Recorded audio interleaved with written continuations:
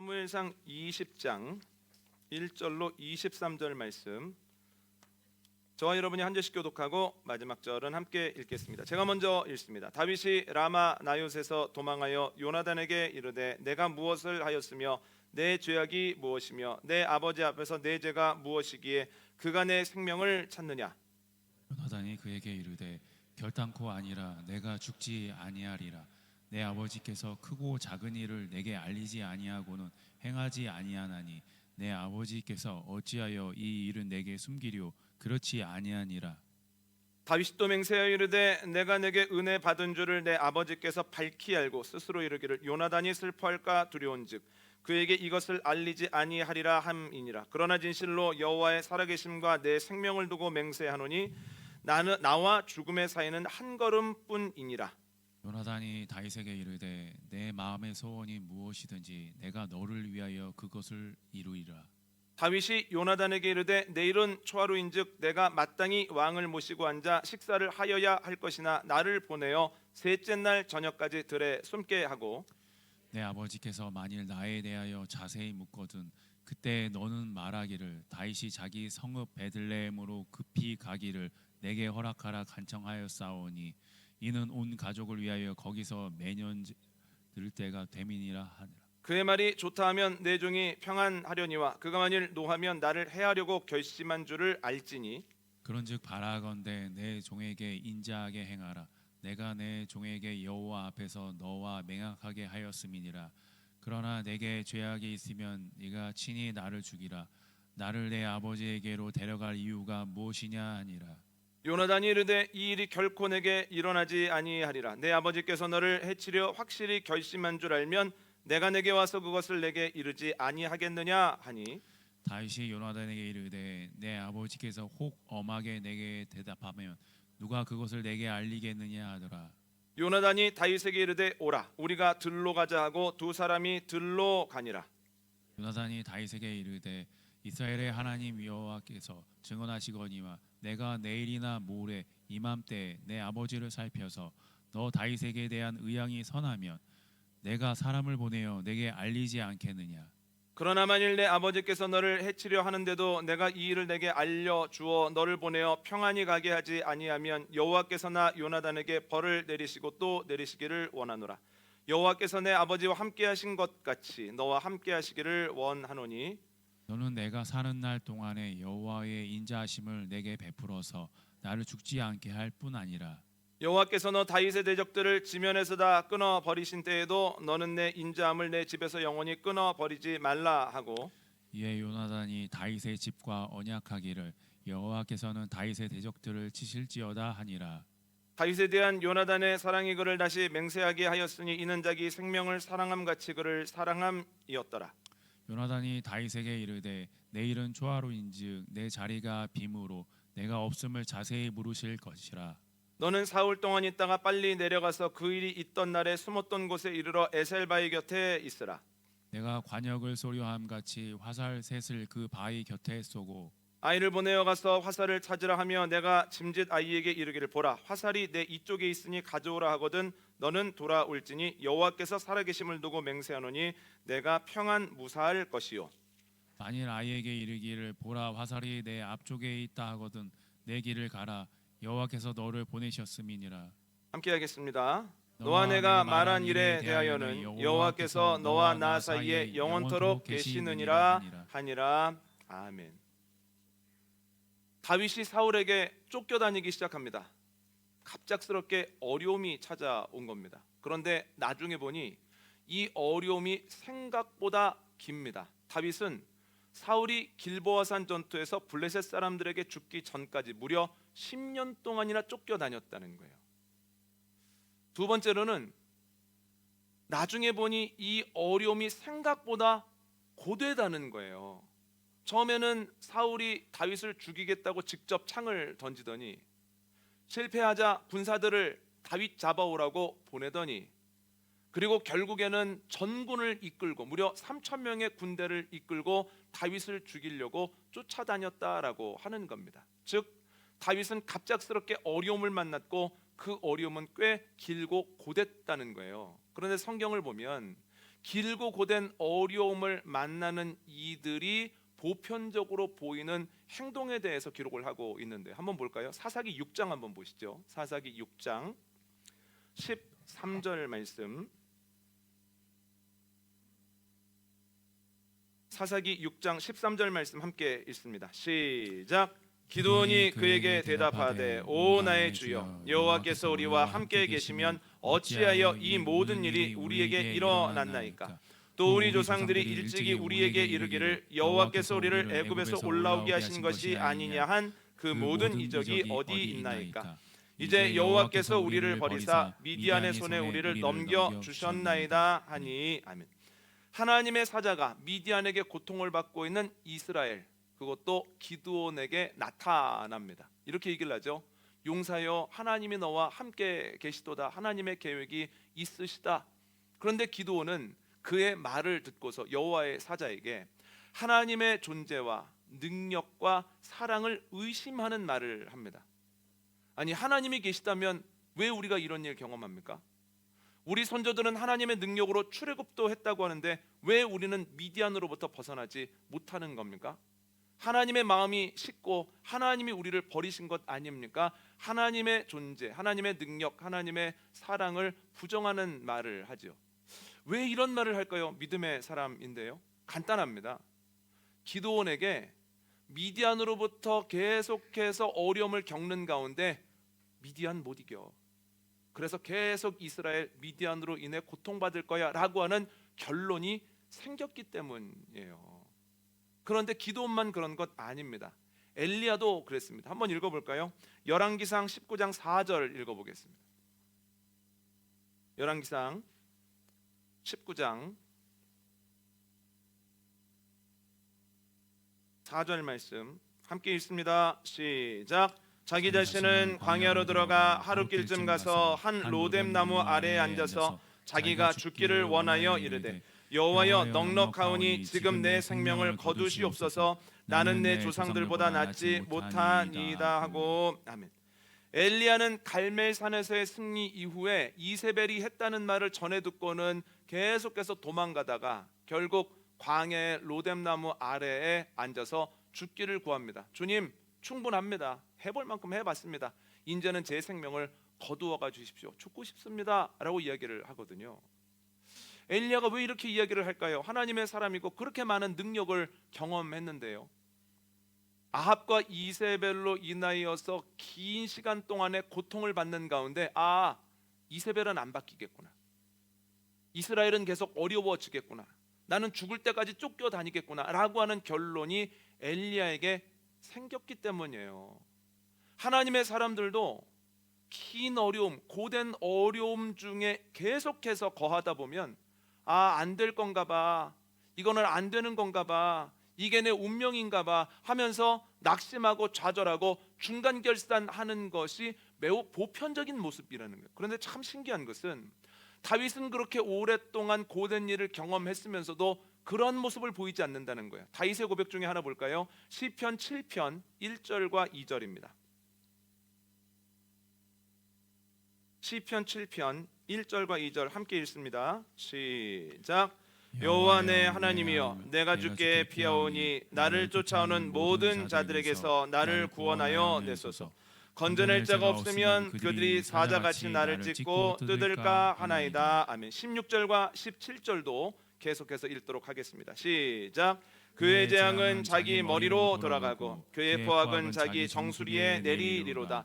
내가 여호와께 그의 의를 따라 감사하며 지존하신 여호와의 이름을 찬양하리로다. 아멘. 다윗은 길고 고된 어려움을 겪는 가운데서도 낙심하고 좌절하고 중간 결단하지 않습니다. 하나님을 바라봅니다. 그리고 하나님께 간구합니다. 주님, 제가 사방에 우겨쌈을 당했습니다. 이러다가 원수들이 저를 삼키겠나이다. 주님, 나를 도우소서 간구하죠. 그러다가 마지막의 시를 어떻게 마치냐면 주님께서 악인들에게 죄의 열매를 거두게 하실 줄 믿습니다. 그들에게 책임을 물으실 줄 믿습니다. 저는 건져주실 줄 믿습니다. 건져주실 주님을 찬양합니다. 악인이 죄의 열매를 거두고 하나님을 따르는 이가 건져냄을 당할 것을 믿는 가운데에서 미리 찬양한다는 거예요. 여러분, 시편에는 수많은 탄원시가 나옵니다. 다윗이 어려울 때 지었던 시들입니다. 그런데 패턴이 이렇습니다. 시작할 때는 주님 어렵습니다, 힘듭니다, 도와주셔서, 그런데 끝에는 주님 건져주실 줄 믿습니다, 건져주실 주님 미리 찬양합니다 하면서 시가 끝난다는 거죠.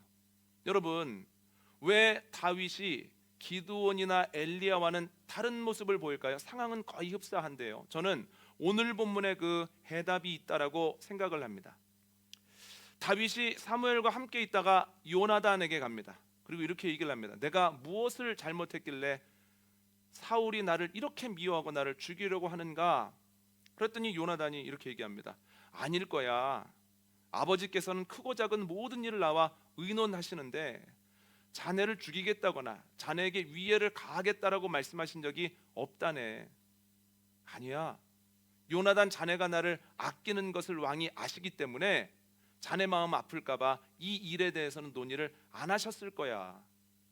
내가 여호와 이름으로 맹세하는데 내가 지금은 한 발자국만 잘못 뛰어도 죽음으로 떨어지게 된다네. 그 이야기를 듣고 요나단이 묻습니다. 그럼 내가 어떻게 해주면 좋겠는가?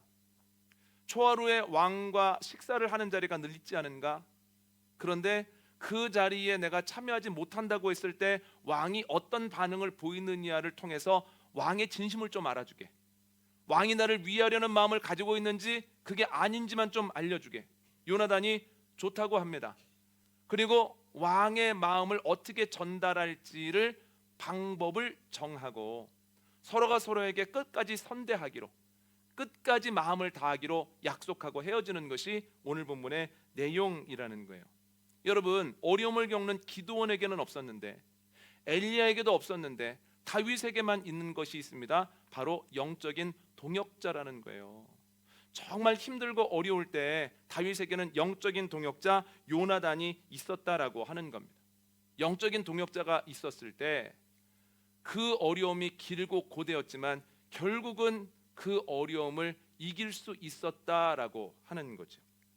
그런데 여러분, 다윗의 삶을 보면 그에게는 요나단뿐만 아니라 시기별로 계속해서 영적인 동역자들이 있습니다.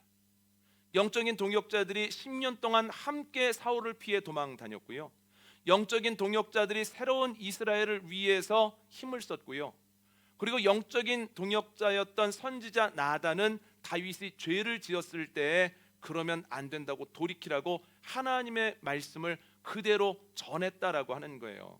여러분, 다윗이 끝까지 신앙의 여정을 완주할 수 있었던 것, 사명을 끝까지 감당할 수 있었던 것, 동역자들이 있었기 때문이라는 거예요. 그런데 여러분, 다윗 이전에도 똑같습니다. 출애굽기 17장을 보면 다윗이 아말렉과 첫 번째 전투를 치릅니다. 출애굽 이후에. 그런데 여호수아와 젊은 사람들은 싸우러 나가고 모세와 아론과 훌은 높은 산에 올라가서 기도를 하는데요, 모세가 손을 들고 기도하면 이스라엘이 이기고 그의 손이 힘들어서 내려가면 아말렉이 이기는 거예요.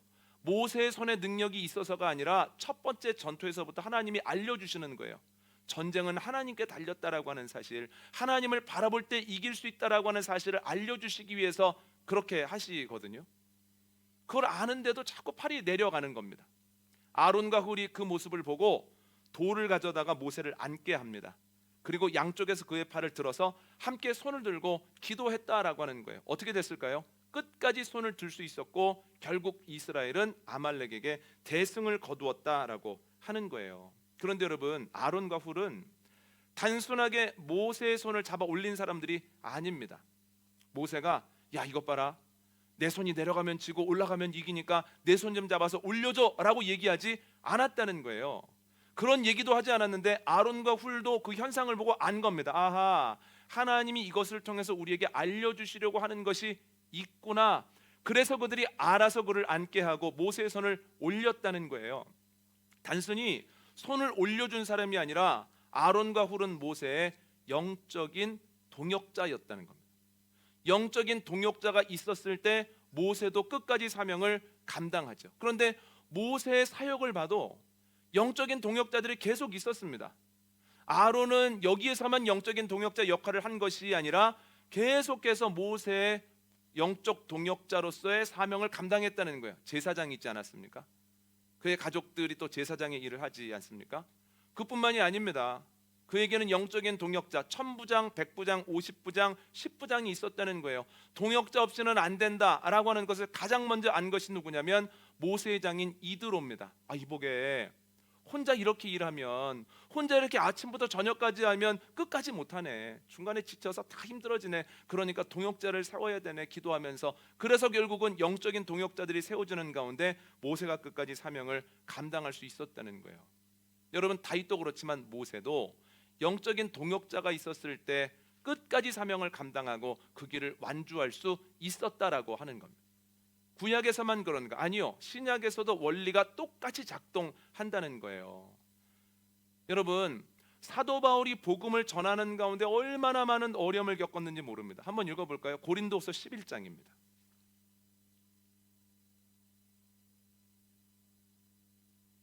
고린도서 11장 23절로 25절 함께 읽습니다. 시작. 그들이 그리스도의 일꾼이냐 정신없는 말을 하거니와 나는 더욱 그러하도다. 내가 수고를 넘치도록 하고 옥에 갇히기도 더 많이 하고 매도 수없이 맞고 여러 번 죽을 뻔하였으니 유대인들에게 40에서 하나 감한매를 5번 맞았으며 3번 태장으로 맞고 1번 돌로 맞고 3번 파선하고 일주야를 깊은 바다에서 지냈으며. 아멘. 바울은 복음을 전하기 위해 이동하는 중에 정말 많은 어려움을 경험합니다. 풍토병에 걸리기도 하고 강도를 만나기도 하고 배가 파선을 내서 정처 없이 일주일 동안 떠돌아다니기도 했다는 거예요. 이제는 끝났구나, 죽었구나 하는 순간들을 수도 없이 만났습니다. 사람들에게 복음을 전할 때도 만만치 않았습니다. 유대인들이 돌을 들어 치기도 하고 유대인들이 매를 때리기도 하고 유대인들이 모함하는 바람에 그가 태형을 당하기도 했다는 거예요. 저희가 읽은 게 아주 일부입니다. 일부임에도 불구하고 어떻게 이걸 감당했지? 어떻게 포기하지 않을 수 있었지? 라고 하는 생각이 절로 들거든요. 그런데 그 이유는 그와 함께하는 사람이 있었다는 거예요. 로마서 한번 읽어볼까요? 로마서 16장 6절로 9절입니다.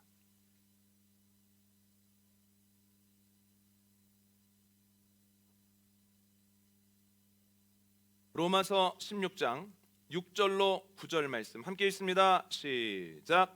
너희를 위하여 많이 수고한 마리아에게 문안하라. 내 친척이요 나와 함께 갇혔던 안드로니고와 유니아에게 문안하라. 그들은 사도들에게 존중이 여겨지고 또한 나보다 먼저 그리스도 안에 있는 자라. 또 주 안에서 내 사랑하는 암블리아에게 문안하라. 그리스도 안에서 우리의 동역자인 우르바노와 나의 사랑하는 스타구에게 문안하라. 아멘. 바울이 로마서를 마치면서 끝인사를 하는데 편지를 받는 이들에게 지금까지 나와 함께 동역했던 이들, 그러나 지금은 너희들과 함께 있고 너희들과 연락이 닿는 이들에게 내 안부를 전해줘라 하는 내용이 있거든요. 그런데 동역한 사람이 얼마나 많은지 끝인사의 대부분의 내용이 동역자에게 안부 전하는 내용이라는 거예요. 바울이 하나님께 크게 쓰임을 받고 위대한 신앙의 선배이기는 하지만 혼자 하지 않았다는 거예요. 혼자 할 수 없었다는 거예요. 그 옆에는 수없이 많은 동역자들이 있었다는 겁니다. 이름이 기록된 사람만 해도 이렇게 많다는 거예요. 그런데 또 중요한 것이 있습니다. 한번 읽어볼까요? 로마서 16장 21절 22절입니다. 함께 읽습니다. 시작. 나의 동역자 디모데와 나의 친척 누기오와 야손과 소시바더가 너희에게 문안하느니라. 이 편지를 기록하는 나 더디오도 주 안에서 너희에게 문안하노라. 아멘. 마지막 인사말을 쓰고 있는 그 순간에도 바울이 혼자 있지 않더라는 거예요. 그의 옆에는 디모데가 있고 누기오가 있고 야손이 있고 그리고 소시바더가 있다라는 거예요. 그런데 그뿐만이 아닙니다. 22절을 읽어보시면 아는 것처럼 바울의 눈에 문제가 생겨서 로마 사람들에게 보내는 편지를 대피라는 더디오도 바울 옆에 있더라는 거예요. 언급된 사람만 5명입니다. 바울 곁에는 늘 함께하는 사람들이 있었다라고 하는 거예요. 여러분, 바울의 삶을 한번 보십시오. 계속해서 그에게는 영적 동역자들이 있었죠. 그가 연약할 때에는 바나바라고 하는 영적 동역자가 있었고, 또한 그가 지낼 때에는 디모데라고 하는 영적 동역자가 있었고, 수많은 사람들이 함께했다라고 하는 겁니다. 그런데 여러분, 영적 동역자는 단순히 나와 함께 신앙생활하는 사람을 의미하지는 않습니다. 영적 동역자가 되기 위해서는 두 가지가 필요한데, 첫 번째 필요한 것은 내가 가지고 있는 고민을 그대로 이야기해도 이건 흉이 되지 않을 거야, 문제가 되지 않을 거야 라고 하는 믿음을 가지고 있는 사람이어야 된다는 거예요. 오늘 보면 1절 한번 읽어볼까요? 사무엘상 20장 1절 말씀, 사무엘상 20장 1절 함께 읽습니다. 시작. 다윗이 라마 나요스에서 도망하여 요나단에게 이르되 내가 무엇을 하였으며 내 죄악이 무엇이며 내 아버지 앞에서 내 죄가 무엇이기에 그간의 생명을 찾느냐. 아멘. 다윗은 요나단에게 자신의 처한 상황과 어려움을 그대로 얘기를 하거든요. 그런데 여러분, 요나단이 누구입니까? 자기를 죽이려고 하는 사울 왕의 아들이라는 거예요. 그럼에도 불구하고 내 안에 있는 것들을 그대로 드러내줘도, 내가 그에게 등을 보여도 아무런 문제가 생기지 않을 거라고 하는 신뢰가 다윗과 요나단 사이에 있었다는 거예요. 여러분, 영적 동역자는 내 모든 것을 다 보여줘도 부끄럽지 않을 뿐 아니라 그것이 나에게 흉이 되어지지 아니하고 다시 돌아오는 화살이 되어지지 않을 만한 사람이어야 된다는 거예요. 두 번째 조건은 뭐냐면 그 사람도 하나님을 알고 하나님을 경험한 사람이어야 된다는 거예요. 오늘 보면 3절 이하를 보면 다윗이 자신의 상황을 설명할 때 내가 하나님 앞에서 맹세한다 이런 얘기를 하거든요. 그랬더니 요나단도 자기의 마음을 얘기할 때 내가 하나님의 뜻 안에서 얘기한다 이렇게 얘기를 하거든요. 서로 하나님 안에서, 하나님 앞에서 이야기를 나누고 맹세를 합니다. 왜 그렇습니까? 다윗도 그렇고 요나단도 그렇고 하나님의 존재와 하나님의 성품과 하나님의 일하심을 정확하게 알고 있기 때문에 그래요. 만약에 둘 중에 하나만 하나님을 알고 하나님을 경험한다면 말이 안 통했을 겁니다. 그러나 두 사람 다 하나님을 경험했기 때문에 그들의 말이 막힘없이 풀어지더라는 거예요. 동역자가 되기 위해서는 다 보여줄 수 있어야 되고 내가 경험한 하나님을 그 사람도 경험하고 있어야 된다는 거예요. 저와 여러분에게도 영적인 동역자가 꼭 있게 되어지기를 원합니다. 내가 가지고 있는 연약함들을 다 보여줘도 흉이 되지 아니하고 문제가 되지 않을 만한 사람들이 내 옆에 있게 되어지기를 원합니다. 하나님 안에서 내가 본 사람, 사물, 사건, 문제를 이야기해도 그 사람이 전혀 의아하게 생각하지 아니하고 말이 너무나 잘 통하고 서로 이야기하는 가운데 하나님 안에서 확증받는 은혜가 저와 여러분에게 넘치게 되어지기를 원합니다. 영적인 동역자가 있어야만 끝까지 신앙의 여정을 가게 되어진다는 거예요. 여러분, 처음부터 신앙의 길을 안 간 사람은 그래도 덜 안타깝습니다. 제일 안타까운 사람은 신앙의 길에 접어들고 열심히 신앙생활 해보려고 노력했는데 결국 힘에 부쳐서 완주하지 못한 사람. 저 사람은 하나님 믿던 사람인데, 기도하던 사람인데, 말씀 붙들고 살던 사람인데 지금은 안 그래. 신앙이 과거형 되어버린 사람이 가장 안타깝다는 거예요. 신앙이 과거형 되지 않기 위해서 해야 되는 것이 무엇입니까? 영적인 동역자가 있어야 된다는 거예요. 영적인 동역자가 있을 때 끝까지 신앙의 길을 완주하게 되어질 줄 믿습니다. 저와 여러분에게 하나님이 허락하시는 영적인 동역자가 있게 되어지기를 원합니다. 동역자가 있어야 완주한다. 그 외에 또 영적 동역자가 있어야 되는 이유가 있습니다. 신우인 목사는 기도의 정석이라고 하는 책에서 이렇게 이야기를 합니다. 한번 들어보세요. 어떤 경우에도 비장해지지 말자는 것입니다. 비장해질 때 사람들은 경직되기 마련입니다. 사고가 경직되고 행동이 경직되어 자신도 모르는 사이에 그 경직된 사고와 행동에 스스로 갇히고 나아가서는 하나님마저도 가둬두는 끔찍한 일이 벌어지기 때문입니다. 이런 일들은 눈에 보이지 않는 세계를 다루는 종교에서 가장 흔하게 일어나는 참사입니다. 목회를 하면서 제 마음이 어디에 집중되어 있나를 봤더니 교인들에게 집중이 되어 있는 거예요. 오로지 교인들. 그러면 어떤 일에 집중이 되어 있나를 봤더니 교인들이 듣고 양식으로 삼을 만한 말씀을 준비하는 일에 온통 마음이 집중이 되어 있는 거예요. 보는 것마다 이거 말씀이 이렇게 적용해 보면 어떨까? 설교할 때 이것을 이렇게 소개해 보면 어떨까? 또 어떤 일이 일어났을 때 이건 이렇게 해석해서 이렇게 설교를 하면 어떨까? 온통 설교에 집중이 되어 있습니다. 누가 만나자고 해도 나 못 만나. 시간이 없어. 그래서 혼자 목회하는 것처럼 그렇게 누구도 만나지 않고 말씀으로만 계속 집중을 했거든요. 한 4년, 5년 정도 지났을 때 제가 느끼게 된 것이 그렇게만 오로지 집중을 했더니 필요 이상으로 비장해지는 겁니다. 비장해져요.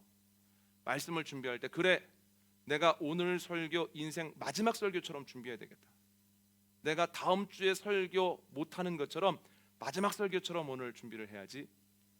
그리고 교인들이 오늘 마지막으로 설교를 듣고 천국 간다고 생각을 하고 마지막 설교처럼 준비해야지. 이렇게 비장하되 필요 이상으로 비장한 거예요.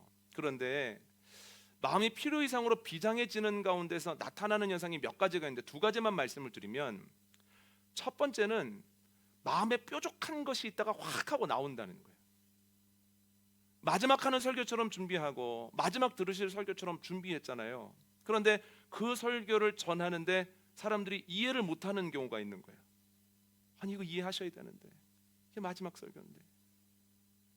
또 어떤 분들은 다른 생각하는 게 보이는 거예요. 다른 생각하시면 안 되는데. 심지어 어떤 분은 눈을 감고 주무시는 거예요. 그런데 한 주만 주무시는 게 아니라 그랜드 슬램이 한 달 쭉 4주째 주무시는 거예요. 그러면 마음에 날카로운 게 있다가 확 하고 나오는 거예요. 왜 이러시는 거야? 이렇게 열심히 준비했는데 라는 마음이 확 들더라고요. 첫 번째 날카로움이 나오고, 두 번째는 어떤 마음이 있는지를 살펴봤더니 교만한 마음이 드는 거예요. 비장하게 목회하지 않는 분들에 대한 소식이 종종 들리면 그에 대해서 뭐 하는 거야? 한 번 사는 인생이고 한 번 하는 목회인데 왜 저렇게 목회를 해? 어딜 축구하러 다니고 어딜 골프 치러 다녀? 말도 안 되는 행동을 하고 있어. 말은 하지 않지만 마음속에서 그런 마음이 막 드는 거예요. 그리고 또 하나 뉴스를 보면서 느끼게 된 게 뭐냐면, 아주 비장하게 왼쪽에 있던 분들이 갑자기 꺾여서 오른쪽이 된다거나, 그래서 엉뚱한 소리를 한다거나, 아주 비장하게 오른쪽에 자리를 하고 있던 분들이 중간도 아니라 갑자기 왼쪽으로 와서 딴소리를 하는 경우를 자꾸 신문을 통해서 보거든요. 목회자들을 통해서도 많이 봅니다. 저렇게 순수했던 선배가 저렇게 망가졌어. 아니 어떻게 중간도 아니고 저렇게까지 갔어. 아니 말씀이 어떻게 저렇게 오염이 될 수가 있어. 이런 것도 보고, 또 뉴스를 보면서 그런 이들을 꽤 접하는 가운데에서 이거 위험한 거구나. 내가 하나님의 말씀 안에서 노력해야 되는 건 맞지만 내가 필요 이상으로 비장해지는 건 굉장히 위험한 거구나 하는 생각을 했습니다. 내가 너무 몰입해 있었구나. 그래서 그때부터는 조금씩 필요 이상의 비장함을 푸는 거예요. 모르는 것이 있으면 존경하는 목사님께 가서 이거 어떻게 하면 좋겠느냐고, 목사님도 이런 고민 하셨냐고, 옛날에 이런 고민 어떻게 해서 어떻게 결론이 나시더냐고 계속 물어보기도 하고, 또 비슷한 고민을 하는 또 친구들을 만나서 나는 이런 고민이 있는데 자네는 어떤 고민이 있어? 비슷한 고민을 만나면 나는 이렇게 풀고 있는데 자네는 어떻게 풀어? 하는 가운데에서 이야기를 나누다 보니 필요 이상의 비장함이 부들부들해지는 가운데서 보다 균형 있게 보게 되더라고요. 마음속에 날카로운 것들이 많이 녹아지더라고요. 제가 이 말씀을 왜 드리냐면, 영적인 동역자들이 있고 영적인 동역자들이 서로가 서로의 거울 되어서 계속해서 좋은 이야기들, 하나님의 말씀을 나눌 때 한쪽으로 치우치다가 넘어져 버리는, 길 밖으로 가는, 너무 한쪽으로 강력하다가 부러져 버리는, 너무 한쪽으로 해서 균형을 잡지 못하고 앞으로 나아가지 못하는 현상들로부터 그래도 보다 자유로울 수 있다는 거예요. 여러분, 영적 동역자가 있을 때 끝까지 완주할 수 있을 뿐만 아니라 균형을 잡아서 표대를 향하여 나아갈 수 있습니다. 저와 여러분에게 영적인 동역자가 반드시 있게 되어지기를 원합니다.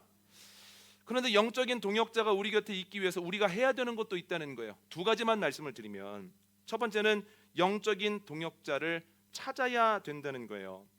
오늘 본문의 경우에는 하나님이 다윗에게 영적인 동역자 요나단을 그냥 허락하신 경우예요.